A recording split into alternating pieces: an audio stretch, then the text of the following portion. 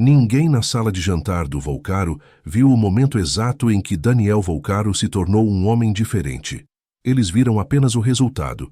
Ele de pé, com a gravata afrouxada e os olhos fixos numa mulher que segurava o braço partido de uma taça de cristal, sangue misturado com vinho tinto escorrendo pelo pulso dela, enquanto ela tentava, com toda a dignidade que ainda lhe restava, não chorar na frente de um homem que havia acabado de ameaçá-la de morte. O que aconteceu depois entrou para a história silenciosa de Belo Horizonte, aquela história que as pessoas sussurram em jantares, mas nunca colocam em papel. E tudo começou por causa de um acidente idiota com um prato de risoto. Daniel Volcaro tinha 42 anos e não havia tirado férias em 7. Não porque não pudesse, porque não sabia o que fazer com o silêncio. O escritório central do Grupo Volcaro ficava no 30º andar de um prédio envidraçado no coração da Savassi, e daquele andar a cidade parecia ordenada, previsível, controlável. Belo Horizonte se espalhava em todas as direções como um tabuleiro de xadrez enorme demais para qualquer adversário genuíno. Daniel gostava disso. Gostava de olhar para baixo. Ele havia construído o Grupo Volcaro a partir de uma corretora de médio porte que seu pai deixara com dívidas e uma reputação razoável. Em 15 anos, transformara aquilo num conglomerado financeiro que movimentava 72 bilhões de reais ao ano. Nenhum aporte externo significativo, nenhuma fusão forçada.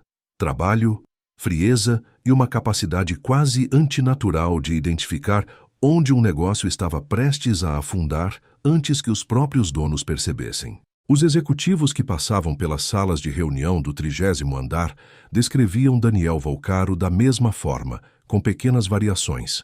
Preciso, imprevisível, absolutamente sem misericórdia nos negócios. Alguns acrescentavam, com cuidado, que havia algo nos olhos dele que os desconfortava, como se ele estivesse sempre calculando alguma coisa que ninguém mais conseguia enxergar. Fora dos negócios, a vida de Daniel era austera por escolha. Um apartamento de 400 metros quadrados no Belvedere, com decoração que um designer renomado de fama internacional de Nova York escolhera inteiramente sem a presença dele. 2 carros. Uma coleção de vinhos que ele bebia com moderação e raramente em companhia. Nenhum relacionamento que durasse mais de alguns meses, não por falta de interesse das mulheres, mas porque Daniel invariavelmente chegava num ponto em que sentia o peso da expectativa da outra pessoa e recuava antes que isso se tornasse um problema. Ele não era cruel, só era honesto, da forma fria que às vezes machuca mais do que a crueldade. Na quinta-feira, dia 23 de outubro, Daniel tinha um jantar marcado no restaurante Altura, na Lourdes. Jantar de negócios com um fundo de investimento português que queria entrar no mercado brasileiro e havia pedido uma reunião informal antes da proposta formal. Daniel não gostava de jantares de negócios, preferia salas de reunião, planilhas, objetividade. Mas o parceiro português, um homem chamado Felipe Vasconcelos, havia insistido no tom casual. E Daniel aprendera que às vezes você cede no formato para ganhar no conteúdo. Ele chegou 10 minutos antes. Isso era típico. Sentou-se à mesa reservada, pediu água com gás e abriu discretamente o relatório financeiro do fundo no celular. O Altura era o tipo de restaurante que Belo Horizonte havia aprendido a ter nos últimos 10 anos. Iluminação baixa, cardápio enxuto e caro, garçons que sabiam o nome dos clientes habituais. Daniel era cliente habitual. Conhecia o sommelier de vista.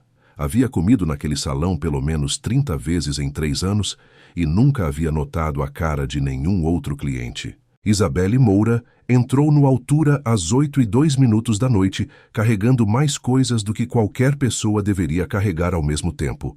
Uma bolsa grande no ombro esquerdo, uma pasta de trabalho no direito, o celular preso entre o ouvido e o ombro, e uma expressão de quem estava tendo uma conversa que não queria ter, enquanto tentava parecer que não estava tendo conversa nenhuma.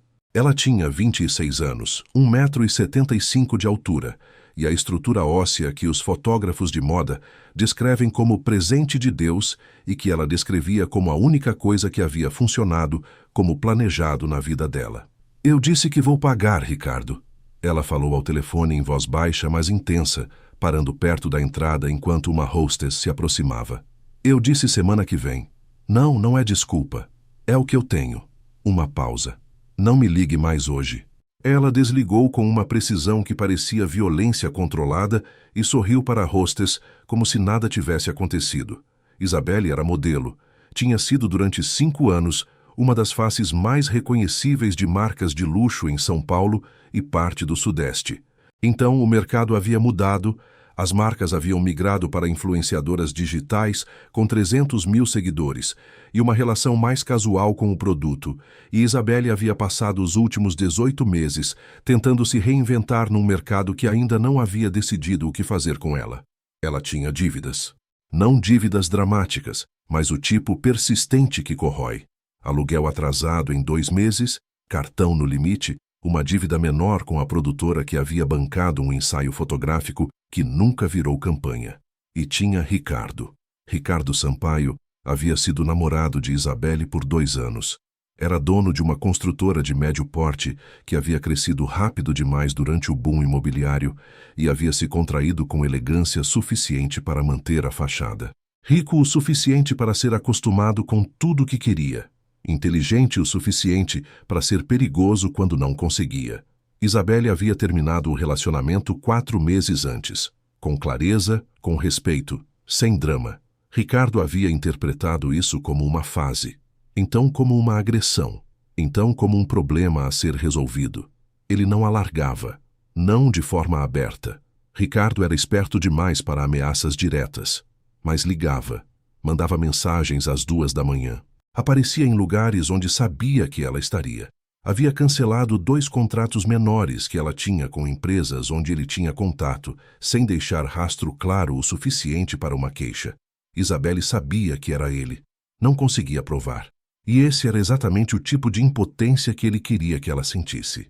Naquela noite de quinta-feira, Isabelle estava no Altura para um jantar com a diretora de marketing de uma grife de joias mineira que havia demonstrado interesse genuíno em contratá-la para uma campanha. Era o primeiro contrato real em 5 meses. Ela havia escolhido o vestido com cuidado, preto, simples, o tipo que funciona em qualquer contexto porque não tenta nada. Havia gasto 40 minutos no cabelo. Havia chegado no horário certo e estava tentando deixar para trás, atrás da porta envidraçada do restaurante, todo o peso da conversa com o credor e a sombra permanente de Ricardo Sampaio. O que aconteceu a seguir foi culpa de pelo menos 3 pessoas simultaneamente.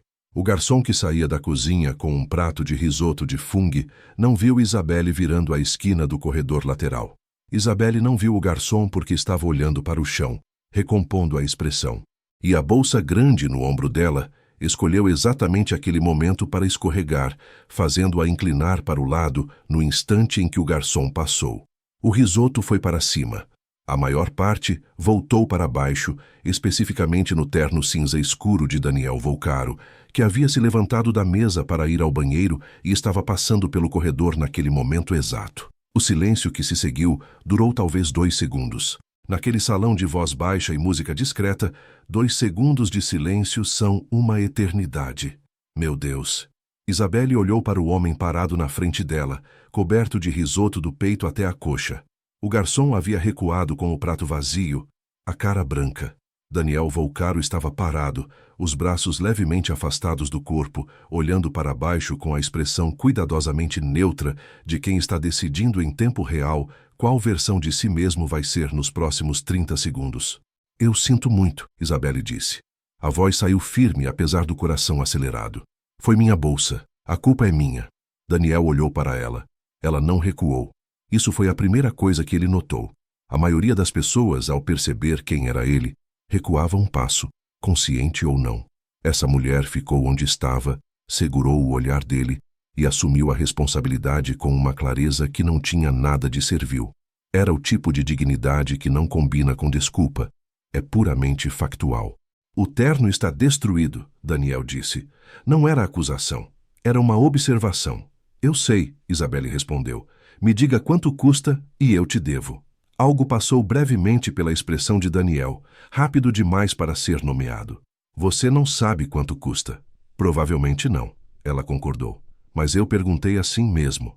O maître havia chegado. O garçom havia desaparecido estrategicamente. 2 mesas próximas fingiam com muito esforço que não estavam assistindo. Daniel passou um segundo olhando para Isabelle com aquela atenção calculada que seus executivos conheciam bem. E então disse ao Metri: "Pode trazer um guardanapo úmido e reserve uma mesa separada para a senhora." Olhou para ela. "Você estava aqui para jantar? Tenho um compromisso." "Então sente-se. O acidente foi do garçom tanto quanto o seu." Ele virou e foi ao banheiro com a mesma cadência de antes, como se nada tivesse acontecido. Isabelle ficou parada por um momento. Então foi para sua mesa. Durante o jantar, ela não olhou para ele. Ficou absorta na reunião com Camila Torres, a diretora de marketing da Grife, uma mulher objetiva que gostava de Isabelle há anos e finalmente tinha orçamento para contratá-la. A conversa foi bem. O contrato era real, 3 campanhas ao longo de 6 meses, o valor que resolveria os problemas imediatos e daria fôlego para o resto. Isabelle bebeu a primeira taça de vinho com aquela sensação rara de que as coisas estavam, pela primeira vez em muito tempo, indo na direção certa. Quando Camila foi embora, Isabelle pediu a conta. O garçom voltou com um bilhete em vez do recibo. Sua conta foi encerrada. DV. Ela olhou para a mesa de Daniel Volcaro. Ele estava sozinho agora. O parceiro português já partido, uma taça de vinho na mão, lendo algo no celular com aquela concentração absoluta que parecia excluir o mundo inteiro. Isabelle dobrou o bilhete, levantou e foi até a mesa dele. "Não devia ter feito isso", ela disse. Daniel levou um momento para levantar os olhos do celular. "Devia sim. Foi meu garçom. Metade foi minha bolsa. 1/3, no máximo." Ele fez um gesto sutil para a cadeira do lado oposto. "Sente-se 1 minuto." Ela sentou. Não porque ele mandou, mas porque havia algo na forma como ele disse. Não como ordem, como convite honesto, que era diferente do que ela esperava. "Daniel Volcaro", ele disse, não como apresentação, mas como confirmação de que ela provavelmente já sabia o nome. "Isabelle Moura, modelo." Ela ergueu uma sobrancelha. "Você me conhece? Vi sua campanha da Verona há 2 anos. Minha assistente adora essas coisas e sempre fala." Ele disse isso sem floreio como dado factual. "Como foi o jantar?" Isabelle olhou para ele por um momento. "Bem, assinei um contrato." "Bom." Uma pausa. "Você não vai me perguntar sobre o terno." "Perguntei antes." "Você não respondeu com o valor." A boca dele se moveu levemente. Não era um sorriso exatamente, mas era algo na direção disso. "Mas isso não importa." "Importa para mim," ela disse. "Manda o Pix." Dessa vez, foi definitivamente um sorriso. Pequeno, controlado, o tipo que parece custar alguma coisa. "Não vou mandar o Pix. Então vou me sentir em dívida. As pessoas em dívida comigo costumam ficar desconfortáveis." "Eu também fico," disse Isabelle. "É por isso que prefiro resolver." Daniel a olhou com aquela atenção que ela estava começando a reconhecer como característica dele. Completa, sem pressa, como se estivesse lendo algo num idioma que quase dominava. "Você não me reconheceu quando derrubou o prato." "Não. A maioria das pessoas me teria pedido desculpa de forma diferente. A maioria das pessoas provavelmente sabe quem você é. E você não pesquisou o nome enquanto sentava?" Ela pausou. "Pesquisei." Ele inclinou levemente a cabeça. E ainda assim voltou para a mesa cobrar o valor do terno. Disse que me sentiria em dívida. Desta vez o silêncio foi de outro tipo. Não constrangedor, pensativo. Como o silêncio de 2 pessoas que estão, sem combinar, fazendo a mesma avaliação simultânea. "Posso ligar para você?" Daniel disse.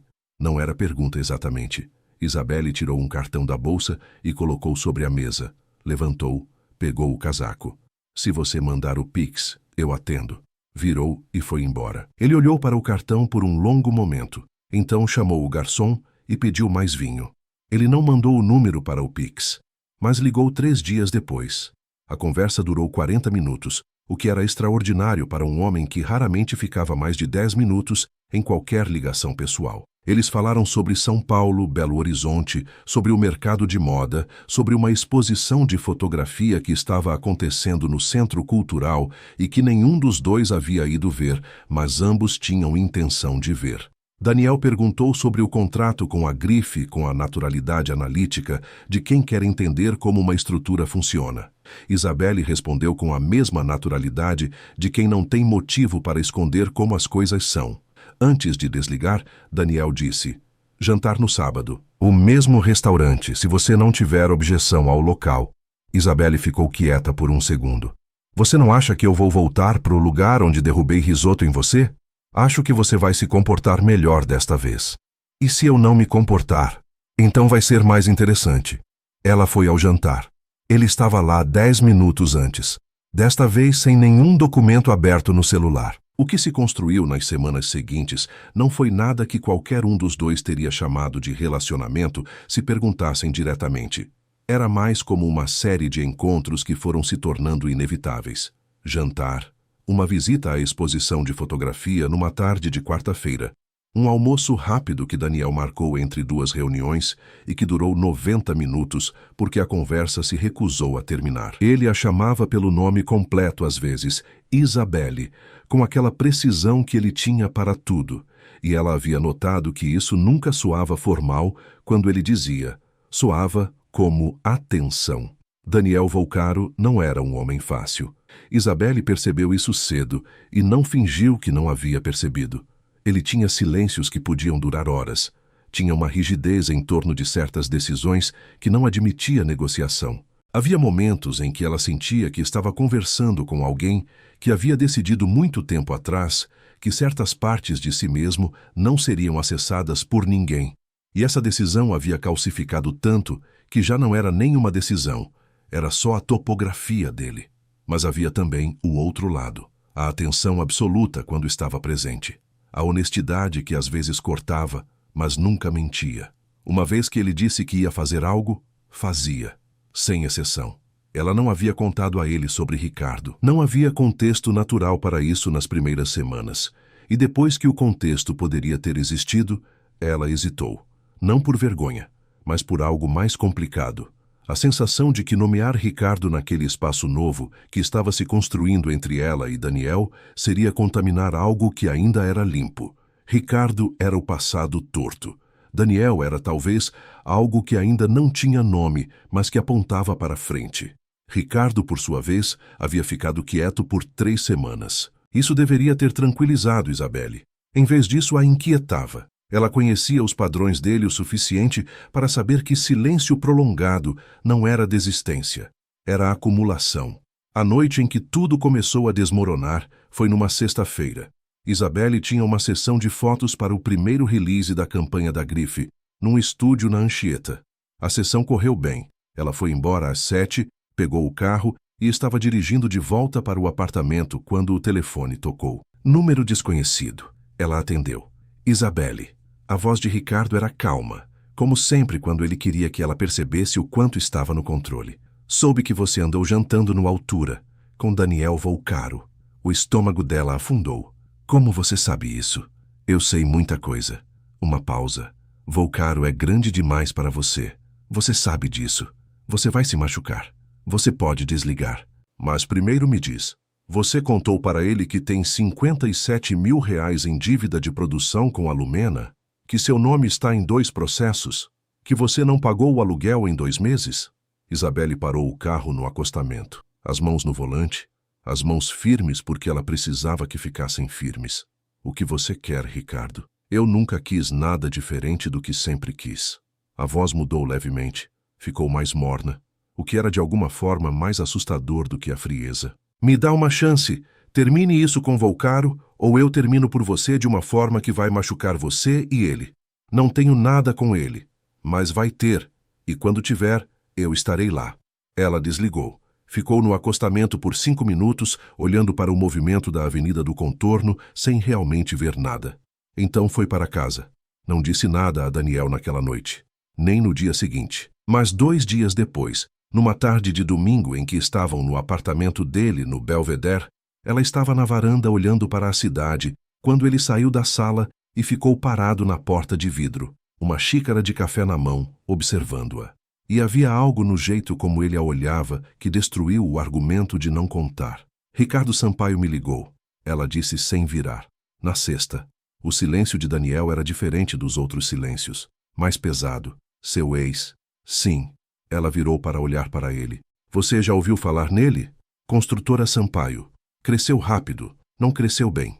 Daniel entrou na varanda, ficou ao lado dela na grade. O que ele disse? Isabelle contou.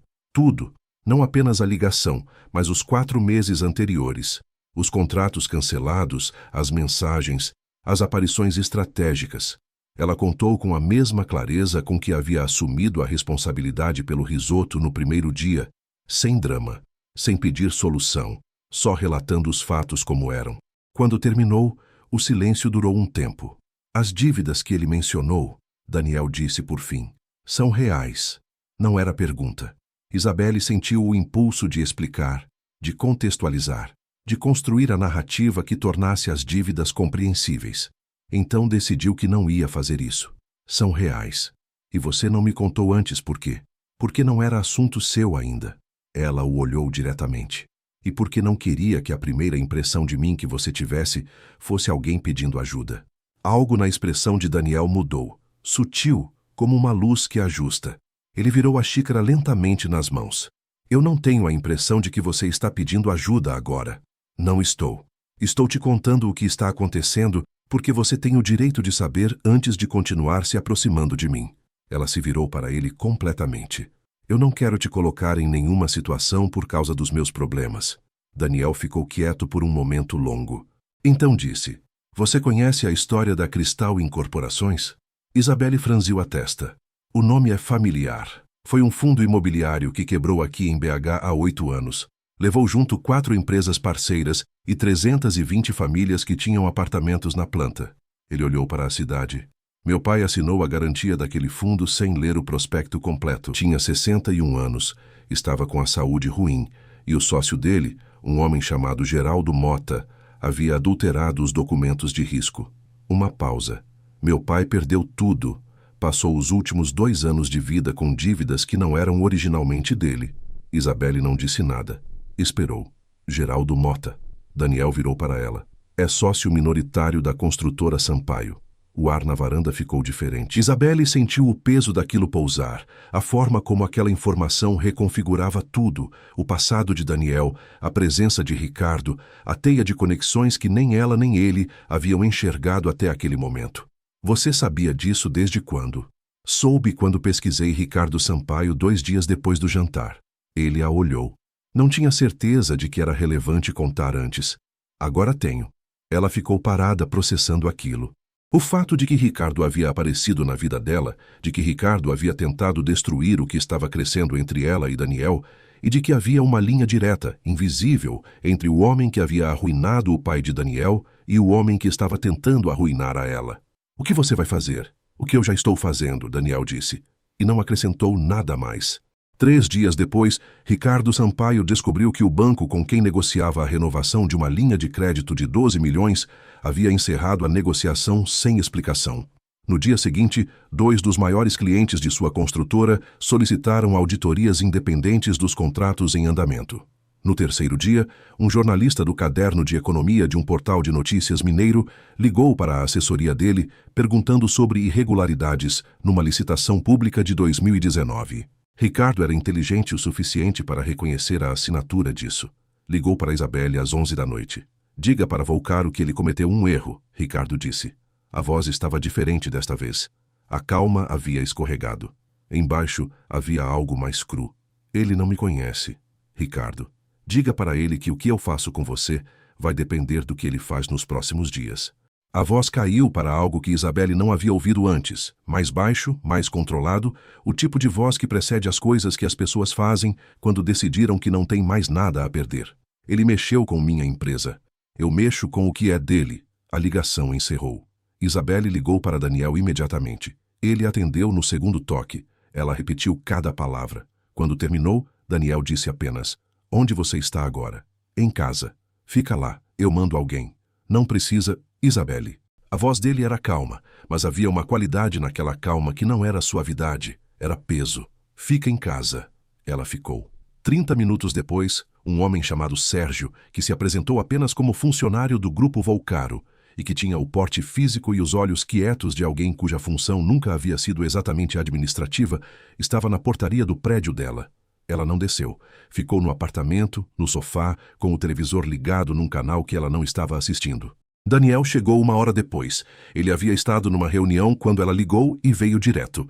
Entrou no apartamento, olhou para ela com aquela avaliação rápida que parecia medir temperatura e pressão ao mesmo tempo. e então foi para a janela verificar a rua abaixo com uma naturalidade que seria alarmante se ela não estivesse tão aliviada de vê-lo. Você está bem, ele disse. Não era pergunta. Estou. Ela o observou. Você fez aquilo com a empresa dele. Fiz parte. Ele virou da janela. Você está com raiva. Não. Isabelle pensou por um momento. Estou, não sei, assustada com o Ricardo e tentando entender se você está protegendo a mim ou se está fazendo alguma coisa que você queria fazer de qualquer forma por causa do seu pai. Daniel ficou quieto. A honestidade daquela pergunta ficou suspensa entre eles por um momento. As duas coisas, ele disse por fim. E eu não vou te pedir desculpa por nenhuma das duas. Ela ficou olhando para ele. Eu não estou pedindo desculpa, disse ela devagar. Só quero saber em que terreno estou pisando. Em terreno meu, Daniel disse. E então acrescentou com uma qualidade diferente na voz, menos calculada, mais direta. Se você quiser ficar nele. O ar entre eles tinha uma textura que não estava lá antes. Isabelle se levantou do sofá, foi até onde ele estava.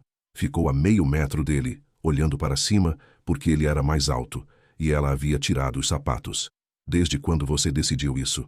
Quando você foi até a minha mesa cobrar o valor de um terno que eu não ia te cobrar.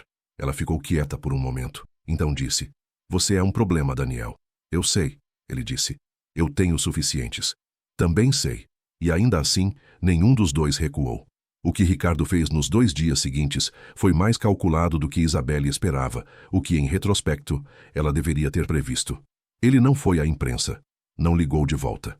Fez algo mais cirúrgico. Encontrou Camila Torres, a diretora da Grife, numa circunstância social que provavelmente não era coincidência, e numa conversa de 20 minutos deixou cair o número preciso das dívidas de Isabelle, os processos em andamento, e uma sugestão velada de que associar a marca a ela naquele momento poderia ser um risco.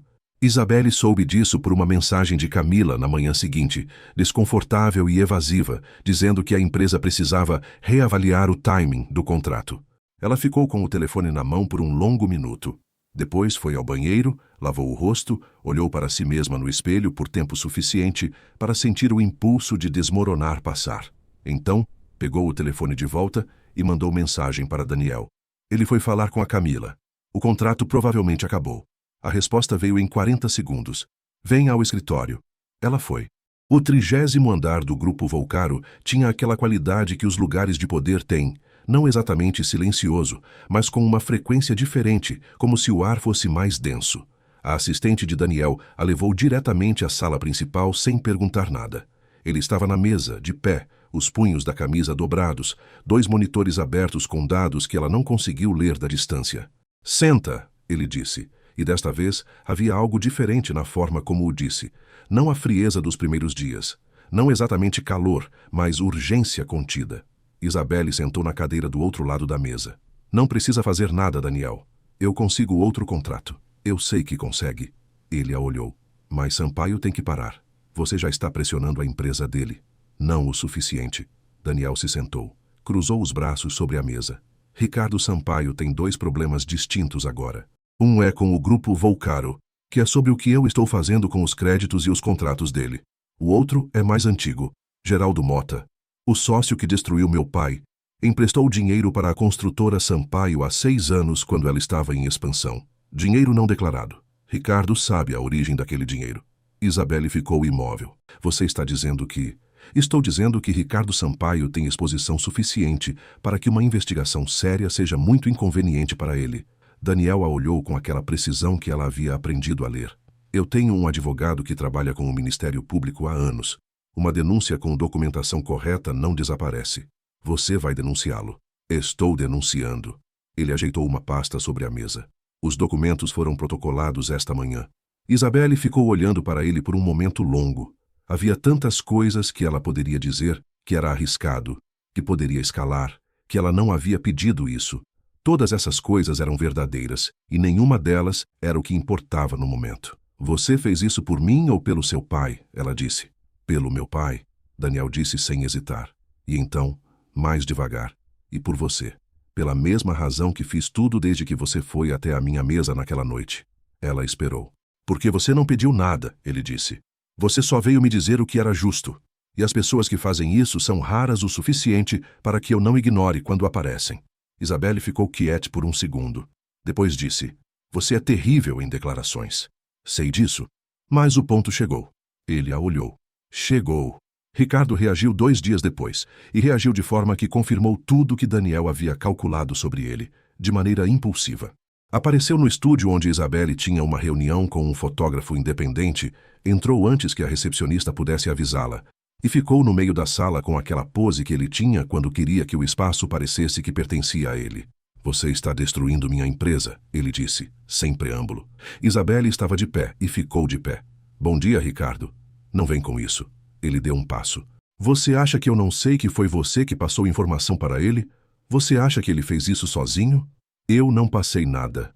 Ele sabe o que sabe sozinho. Isabelle. A voz mudou para aquela frequência que ela havia aprendido a odiar.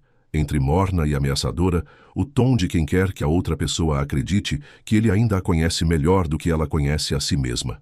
Eu posso acabar com essa campanha que você ainda acha que vai recuperar. Posso fazer com que nenhuma marca de BH te contrate por 2 anos.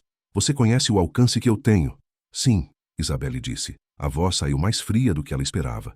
Eu conheço, e já não tenho mais medo disso.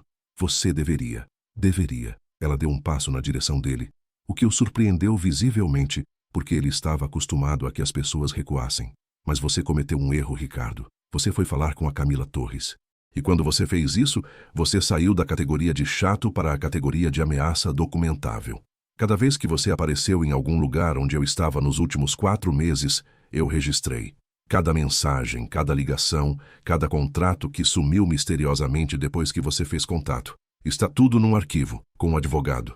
Se você entrar em contato comigo de novo, ou tentar intervir em qualquer trabalho meu, esse arquivo vai para o mesmo lugar para onde foi a documentação sobre o Mota. Ricardo ficou parado. Pela primeira vez, desde que ela o conhecia, ele pareceu pequeno. Não fisicamente, internamente, como um argumento que perde o suporte e começa a desmoronar de dentro. Você não tinha isso, ele disse, mas a certeza havia saído da voz. Não sei do que você está falando, ela disse. Boa tarde. Ele foi embora. Isabelle ficou no meio do estúdio por um momento, depois que a porta fechou. As mãos levemente tremendo, não de medo, mas daquele tipo de adrenalina que fica depois que a ameaça passa e o corpo ainda não recebeu o aviso. O fotógrafo, um homem de 50 anos que havia fingido estar ocupando com equipamento durante toda a cena, disse sem olhar para ela: Você foi incrível. Eu sei, ela disse. E então riu de verdade, um riso breve e surpreendido, porque a frase havia saído completamente sem intenção e era inteiramente verdadeira. Ligou para Daniel enquanto descia as escadas. Ele atendeu no primeiro toque. Ele apareceu no estúdio, ela disse. Eu sei. Sérgio estava lá fora. Você está bem? Não era a pergunta. Ela havia aprendido a diferença. Estou, ela disse. Ele foi embora. Ela parou, porque havia uma coisa que precisava dizer e estava procurando a forma certa. Eu disse a ele que tinha tudo documentado. Você tinha? Tinha boa parte. O suficiente para que parecesse tudo. Aprendi com alguém que às vezes você precisa de que a posição pareça mais forte do que é para que o outro lado avalie mal o risco. O silêncio de Daniel desta vez tinha algo nele que ela não havia ouvido antes. Depois ele disse: Você estava prestando atenção. Sempre estive. Havia uma qualidade diferente no ar entre eles depois daquilo. Algo que havia se cristalizado. Nos dias que se seguiram, enquanto a investigação do Ministério Público avançava de forma lenta e burocrática, mas inexorável, enquanto os advogados de Ricardo tentavam negociar e os de Daniel deixavam claro que não havia o que negociar, a vida de Isabelle começou a tomar uma forma que ela não havia planejado, mas que, olhando em retrospecto, havia estado se construindo desde aquela noite no Altura. O contrato com a grife voltou.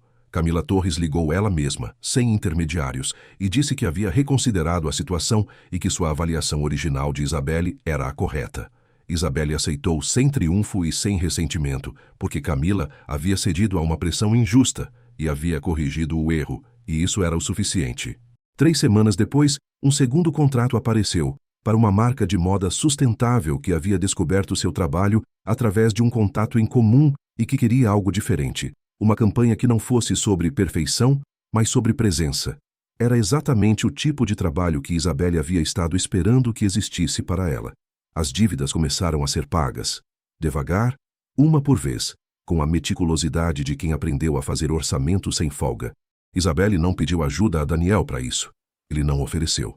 Mas havia uma tarde em que ela estava no apartamento dele, na mesa da cozinha, com uma planilha aberta e uma expressão concentrada. E Daniel passou por ela com uma xícara de café, colocou a xícara ao lado do computador sem dizer nada e voltou para a sala.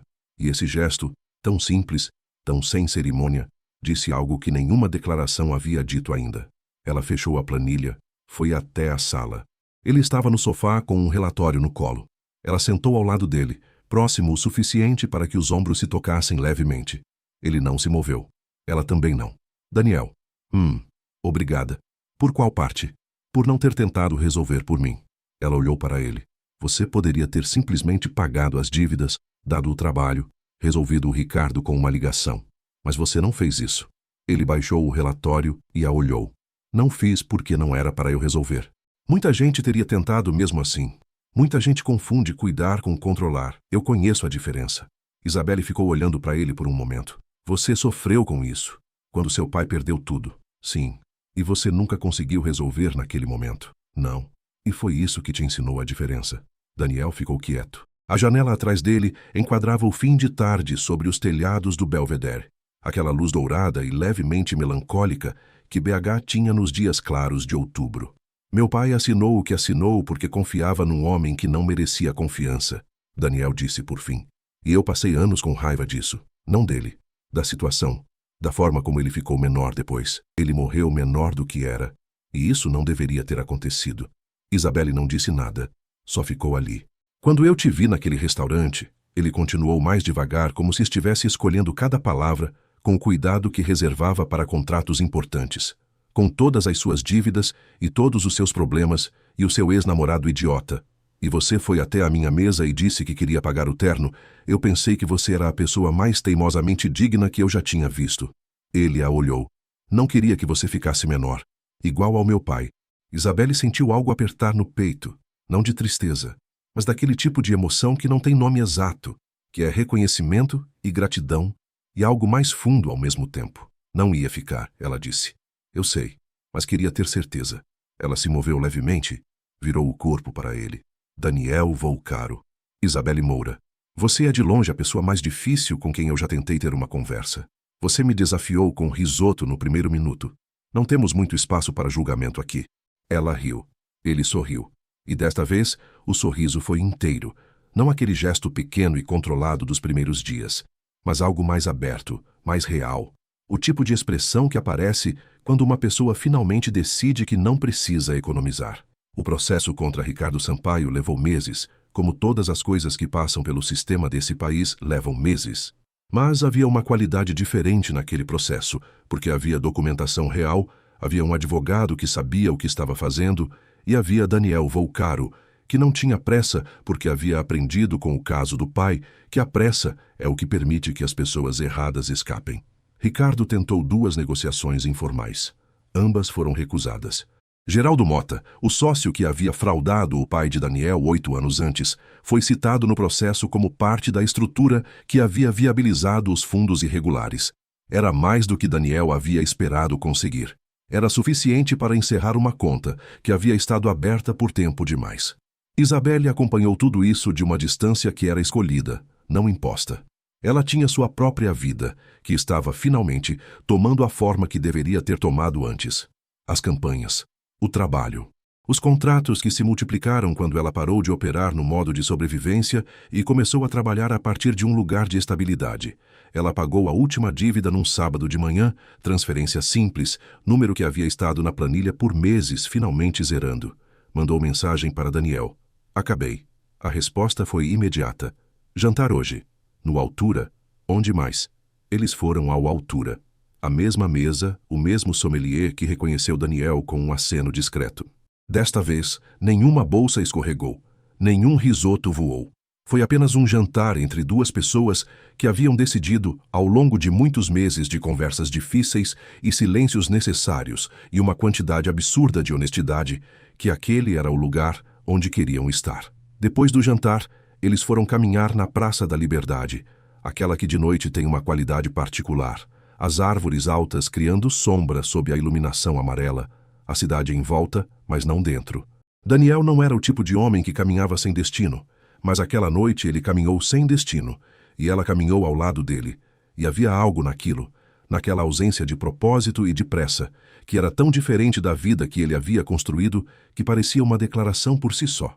Você vai continuar aqui em BH, ele disse. Não era pergunta, mas havia algo de esperança nela, velado, do tipo que Daniel Volcaro só deixava aparecer quando achava que a situação era segura o suficiente. Por enquanto, ela disse, o mercado está crescendo, tenho trabalho aqui. E tenho razões para ficar. Ele a olhou. Razões. Uma razão específica que usa ternos caros e não sabe aceitar um Pix. A boca dele se curvou. Eu devia aquele terno. Você salvou meu contrato, minha sanidade e basicamente minha carreira. Acho que a gente está quite. Não estamos, Daniel disse. Mas posso viver com o desequilíbrio. Ela parou de caminhar. Ele parou também. Ficaram de frente um para o outro debaixo de uma das árvores antigas da praça. A luz chegando em ângulo através das folhas, a cidade murmurando ao redor. Daniel, para de calcular por um segundo. Ele a olhou. Não sei fazer isso. Eu sei. Ela deu um passo para perto dele. Mas talvez você não precise calcular aqui. Ele ficou imóvel por um momento que ela aprendeu a reconhecer como o momento em que Daniel Volcaro decide que algo é real o suficiente para ser tratado com cuidado e não com estratégia. Então, ele levantou a mão e tocou o rosto dela com aquela precisão que tinha para tudo, o polegar na linha do maxilar, a palma quente contra a bochecha, e olhou para ela com uma expressão que não tinha nenhum cálculo dentro. Você entrou na minha vida com um prato de risoto, ele disse. Foi sua culpa por estar no caminho. Provavelmente foi, ele concordou. E então, não me arrependo.